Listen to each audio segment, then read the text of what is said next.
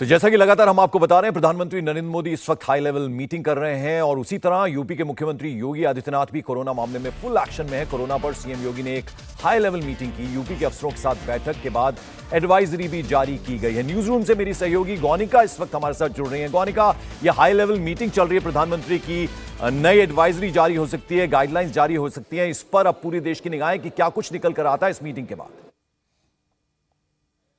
क्योंकि एडवाइजरी जो कल जारी की गई थी, दरअसल कल जो स्वास्थ्य मंत्रालय की बैठक हुई थी उसमें कोई ऐसी खास एडवाइजरी अगर कोई मैंडेटरी नहीं किया गया था, यानी कि आप मास्क पहने, अपनी एहतियात के तौर पर पहने, ऐसा कोई मैंडेटरी नहीं किया गया था कि आपको मास्क पहनना ज़रूरी है, इसके कोई फाइन लगेगा और सोशल डिस्टेंसिंग आप मेंटेन करें एहतियात के तौर पर। लेकिन अब आज जो बैठक हो रही है, बड़ी बैठक है, प्रधानमंत्री नरेंद्र मोदी की अध्यक्षता में बैठक हो रही है, इसीलिए हो सकता है कि अब इस बैठक के बाद कुछ ऐसे निर्देश जारी हो पाए, खासतौर पर राज्यों के लिए निर्देश हो सकते हैं, जिससे कि राज्य सख्त गाइडलाइंस अपने अपने राज्यों में लागू कर पाए। और तमाम राज्य कल की बैठक के बाद अब खुद से ही सचेत हो गए हैं। सभी राज्यों के जो मुख्यमंत्री हैं वो अपने अपने राज्यों में बैठक कर रहे हैं, फिर चाहे वो उत्तर प्रदेश की बात करें, पंजाब, महाराष्ट्र।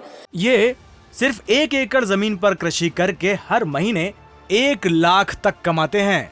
इनसे सीखना है तो फ्रीडम ऐप को अभी डाउनलोड कीजिए। हर जगह पर बैठकें चल रही है। मुख्यमंत्री योगी आदित्यनाथ ने जो बैठक की थी, उस बैठक के बाद भी यही कहा गया था कि जीनोम सीक्वेंसिंग पर सबसे ज्यादा फोकस किया जाएगा। दरअसल जो भी लोग कोविड पॉजिटिव निकल रहे हैं उनका जो सैंपल है वो जीनोम सीक्वेंसिंग के लिए भेजा जाएगा। जीनोम सीक्वेंसिंग के बाद देखा जाएगा कि आखिर ये जो नया म्यूटेंट है BF7, इसका किस तरीके का बिहेवियर है, कैसे ये फैल रहा है, कितनी जल्दी फैल रहा है, इसका स्प्रेड कितनी जल्दी हो रहा है। इन सारी चीजों को देखते हुए जीनोम सीक्वेंसिंग सबसे अहम होती है। पिछले जब पहले टेस्ट होते थे कोविड के पिछले वेरिएंट्स में तो जीनोम सीक्वेंसिंग बाद में हुई थी, लेकिन अब जीनोम सीक्वेंसिंग अब जैसे ही शुरुआत हो रही है इस वेरिएंट की भारत में, उसके साथ ही इस जीनोम सीक्वेंसिंग को शुरू किया जाएगा। इसके अलावा अभी तक मैंडेटरी कोई भी ऐसे प्रोटोकॉल्स नहीं जारी किए गए हैं किसी भी राज्य की तरफ से। यह जरूर कहा गया है कि अगर आपको लगता है कि आप बीमार हैं तो आप टेस्ट जरूर करवाएं और जब भी टेस्ट करवाता है उनको आइसोलेट किया जाए। 7 दिन के अंदर गाइडलाइन जारी करने के लिए हालांकि तमाम राज्यों को यह कहा गया है, लेकिन अब इस बैठक के बाद सबकी नजरें उन गाइडलाइंस पर हैं अगर कोई नए दिशा निर्देश आते हैं, क्योंकि एक बैठक कल हुई है, आज भी कई बैठकें हुई हैं। अब इन बैठकों का सिलसिला लगातार जारी रहेगा। बिल्कुल, मैं लौटता हूं आपके पास। गौनिका, आप बनी रहे हमारे साथ। तो ये इस वक्त आप देख रहे हैं प्रधानमंत्री नरेंद्र मोदी, एक तरह से ये देखिए आप तमाम जो हेल्थ एक्सपर्ट्स हैं, उसके अलावा स्वास्थ्य मंत्री और प्रधानमंत्री की तस्वीरें आप देख रहे हैं।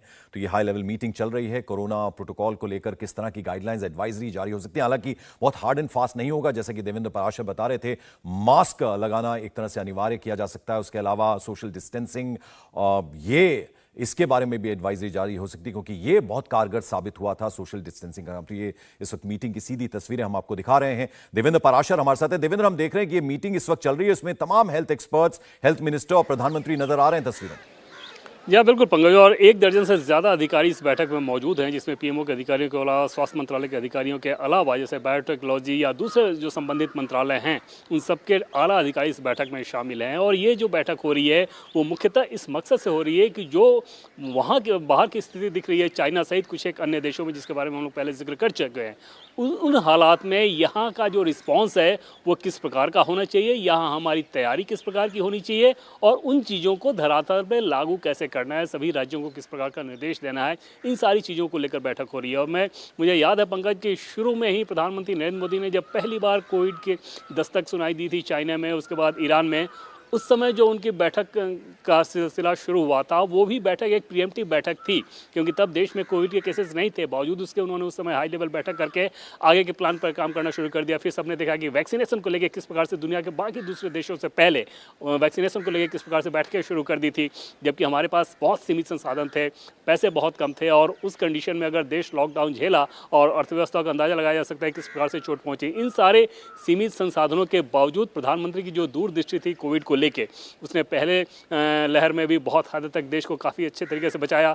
दूसरी लहर जो कि ज़्यादा भयावह थी पूरी दुनिया के लिए, भारत में भी उसका बहुत बुरा असर पड़ा।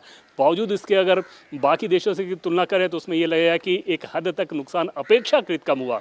जितना नुकसान हुआ वो बहुत ज़्यादा था, लेकिन वो अपेक्षाकृत नुकसान निश्चित तौर पे कम हुआ। और उसके बाद फिर वैक्सीनेशन ड्राइव इस प्रकार से चला कि लगभग 90 करोड़ जो आबादी है जो कि वैक्सीनेशन की एलिजिबल है, 90%, उनको वैक्सीनेटेड किया जा चुका है, प्रिएम्प्टिव डोज लगाया जा चुका है, प्रिकॉशनरी डोज। तो ये सारी तैयारियां जो की जा चुकी हैं, अब आगे इस दिशा में इसको कैसे बढ़ना है, क्या हमारा वैक्सीन इस नए म्यूटेंट को लेकर प्रभावी है, अगर नहीं है तो हमें क्या करना चाहिए, इन सारी चीज़ों की इस बैठक में चर्चा हो रही है। गौनिका, कुछ और इन्फॉर्मेशन आ रही हो अगर आपके पास?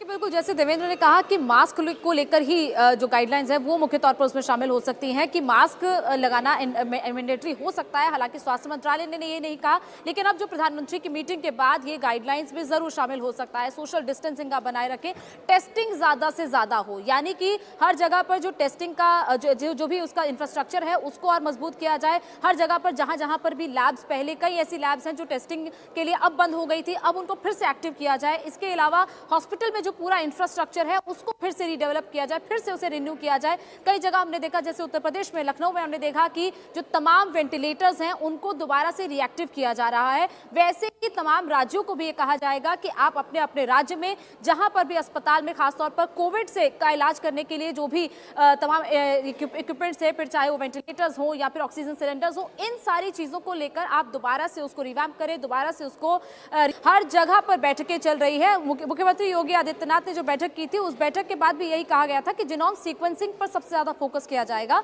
दरअसल जो भी लोग कोविड पॉजिटिव निकल रहे हैं उनका जो सैंपल है वो जीनोम सीक्वेंसिंग के लिए भेजा जाएगा। जीनोम सीक्वेंसिंग के बाद देखा जाएगा कि आखिर ये जो नया म्यूटेंट है BF7, इसका किस तरीके का बिहेवियर है, कैसे ये फैल रहा है, कितनी जल्दी फैल रहा है, इसका स्प्रेड कितनी जल्दी हो रहा है।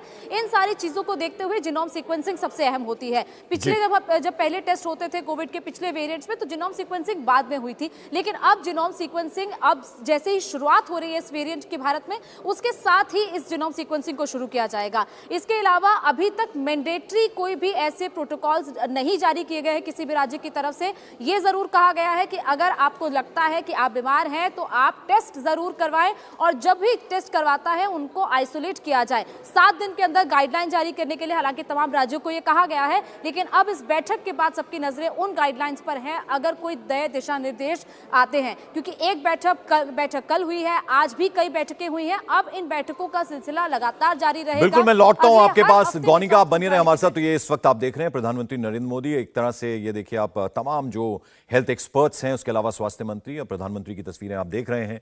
तो ये हाई लेवल मीटिंग चल रही है कोरोना प्रोटोकॉल को लेकर, किस तरह की गाइडलाइंस, एडवाइजरी जारी हो सकती है। हालांकि बहुत हार्ड एंड फास्ट नहीं होगा, जैसे कि देवेंद्र पराशर बता रहे थे। मास्क लगाना एक तरह से अनिवार्य किया जा सकता है, उसके अलावा सोशल डिस्टेंसिंग, ये इसके बारे में भी एडवाइजरी जारी हो सकती है, क्योंकि ये बहुत कारगर साबित हुआ था सोशल डिस्टेंसिंग का। तो ये इस वक्त मीटिंग की सीधी तस्वीरें हम आपको दिखा रहे हैं। देवेंद्र पराशर हमारे साथ है। देवेंद्र, हम देख रहे हैं कि ये मीटिंग इस वक्त चल रही है, इसमें तमाम हेल्थ एक्सपर्ट्स, हेल्थ मिनिस्टर और प्रधानमंत्री नजर आ रहे हैं तस्वीरें। या बिल्कुल पंकज, और 1 दर्जन से ज़्यादा अधिकारी इस बैठक में मौजूद हैं, जिसमें पीएमओ के अधिकारियों के अलावा स्वास्थ्य मंत्रालय के अधिकारियों के अलावा जैसे बायोटेक्नोलॉजी या दूसरे जो संबंधित मंत्रालय हैं उन सबके आला अधिकारी इस बैठक में शामिल हैं। और ये जो बैठक हो रही है वो मुख्यतः इस मकसद से हो रही है कि जो वहाँ के बाहर की स्थिति दिख रही है, चाइना सहित कुछ एक अन्य देशों में जिसके बारे में हम लोग पहले जिक्र कर चुके हैं, उन हालात में यहाँ का जो रिस्पॉन्स है वो किस प्रकार का होना चाहिए, यहाँ हमारी तैयारी किस प्रकार की होनी चाहिए, और उन चीज़ों को धरातल पर लागू कैसे करना है, सभी राज्यों को किस प्रकार का निर्देश देना है, इन सारी चीज़ों को लेकर बैठक हो रही है। और मुझे याद है पंकज कि शुरू में ही प्रधानमंत्री नरेंद्र मोदी ने जब पहली बार कोविड के दस्तक सुनाई दी थी चाइना में, उसके बाद ईरान में, उस समय जो उनकी बैठक का सिलसिला शुरू हुआ था वो भी बैठक एक प्रीएम्प्टिव बैठक थी, क्योंकि तब देश में कोविड के केसेस नहीं थे। बावजूद उसके उन्होंने उस समय हाई लेवल बैठक करके आगे के प्लान पर काम करना शुरू कर दिया। फिर सबने देखा कि वैक्सीनेशन को लेकर किस प्रकार से दुनिया के बाकी दूसरे देशों से पहले वैक्सीनेशन को लेकर किस प्रकार से बैठकें शुरू कर दी थी, जबकि हमारे पास बहुत सीमित संसाधन थे, पैसे बहुत कम थे, और उस कंडीशन में अगर देश लॉकडाउन झेला और अर्थव्यवस्था का अंदाजा लगाया जा सकता है किस प्रकार से चोट पहुँची। इन सारे सीमित संसाधनों के बावजूद प्रधानमंत्री की जो दूरदृष्टि थी कोविड को लेकर, उसने पहले लहर में भी बहुत हद तक देश को काफ़ी अच्छे तरीके से बचाया। दूसरी लहर जो कि ज़्यादा भयावह थी पूरी दुनिया के लिए, भारत में भी उसका बहुत बुरा असर पड़ा।